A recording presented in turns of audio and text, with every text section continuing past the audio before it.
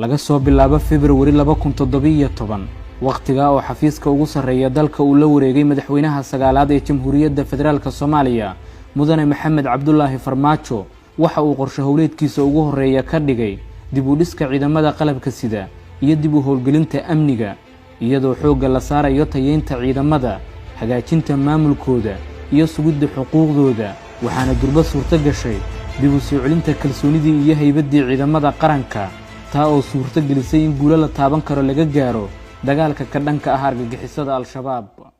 waxaan aaminsanahay inaan ka adkaan doono hadduu Ilaahay yiraahdo qolooyinkan horarka ah oo ummadeena dhibaatada ku haya insha Allah waa guuleysanaynaa waxaana dalkiina iyo dadkiina u soo hooyn doontaan guul waxaa dadkiina iyo dalkiina u soo hooyn doontaan magac wanaagsan iyo sharaf annagana dawlad ahaan iyo madax ahaan diyaar ayaan idin lanahay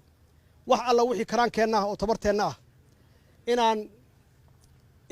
idin la garab istaagno inaan idinka warqabno inaan idin la soconno xaaladda aad ku jirtaan rajada dib u dhiskoodu waxa ay ahayd riyo ku nool qalbiyada malaayiin Soomaaliyeed waxaa hamuunta ugu weyn u qabay dib u howlgelintooda nidaamka dawliga ah ee dalka oo helidda cudud difaacda ha joogay in ka badan 10 sano dugaashanaya awooda shisheeye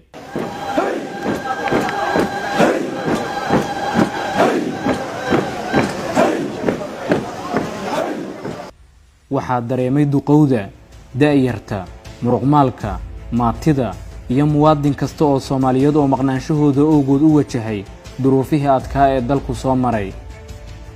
balse maanta waxaa muuqanaya ifafaale ka duwan inta aynu soo sheegnay waxaana dib u dhismaya tira ahaan taya ahaan iyo awood ahaanba ciidamada qalabka sida qaybahooda kala duwan gaar ahaanna ciidanka xoogga dalka si loo ilaaliyo nafta hantida iyo sharafta muwaadiniinta Soomaaliyeed waxna looga qabto xaaladda ammaan ee dalka dawladdu waxa ay xoogga saartay diyaarinta qorshaha istiraatiijiyadeed ee dib u dhiska ciidamada qaranka dib u habeynta iyo diiwaangelinta ciidamada qalabka sida gaar ahaanna ciidanka xoogga dalka ayaa ka mid ahaa guulihii ugu muhiimsanaa ee la gaaray 2017-2021 waxaana xusid mudan in iyada oo la adeegsanayo habka diiwaangelinta casriga ah lagu xaqiijiyay tirada rasmiga ah ee ciidamada qaranka ayna caddaatay in 40% ciidamadii hore u diiwaan gashanaa aysan sax ahayn taasi oo ka mid ahayd caqabadihii hortaagnaa guulaha ciidamada qaranka waxaana korortay 60% tirada ciidamada waxaa fududaatay in si joogto ah ay u helaan xuquuqdooda dhammaanba ciidamada qalabka sida sidoo kale dawladdu waxa ay dadaal badan gelisay hirgelinta dugsiyo tababar oo si joogto ah u soo saara da'yar aqoon-yahano ah kuwaasi oo shaqada ciidamada qaranka ku soo kordhiyay karti howlkarnimo iyo daacadnimo waxaan kumaando Soomaaliyeed waxaan ku dilnaa gacan bira kastaan joognaa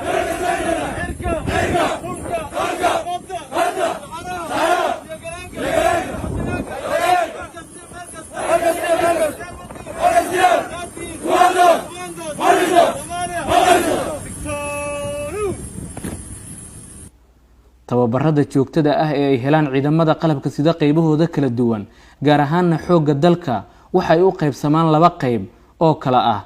qayb ciidamadu ay gudaha dalka ku qaataan tababaro xirfad sare leh kuwa oo ka soo qalin jabiya dugsiyo kala duwan oo ku yaala dalka sidoo kale waxaa xigta tababar ay u aadaan dalka dibadiisa oo ay ka soo qaataan koorsooyin casri ah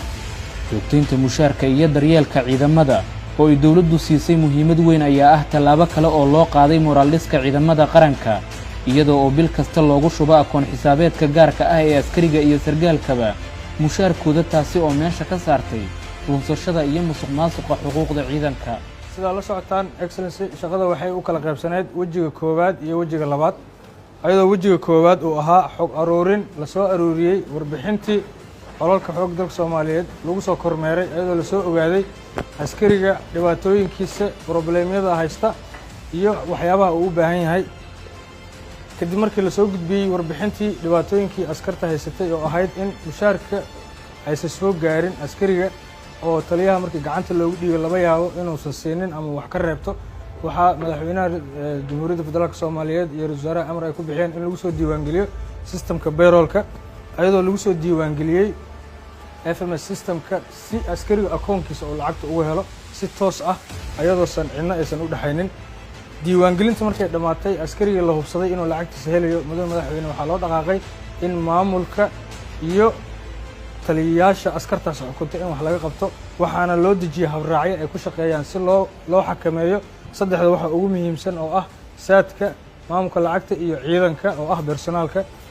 qorshaha la wareegidda amniga dalka STB dadaal qaatay muddo 5 sano ah oo la geliyay sugidda amniga iyo soo celinta haybadda dawladnimada. dawladdu hadda waxa ay diyaar u tahay la wareegidda mas'uuliyadda amniga guud ee dalka oo muddo ku tiirsanaa howlgalka nabad ilaalinta midowga Afrika ee la oran jiray AMISOM. si hadafkani loo xaqiijiyana dawladdu waxa ay dejisay laguna shaqeeyaa halbeegyada iyo ujeedooyinka istiraatiijiyadeed ee xilliga kala guurka ah si waafaqsan qorshaha qaranka ee la wareegidda amniga STB.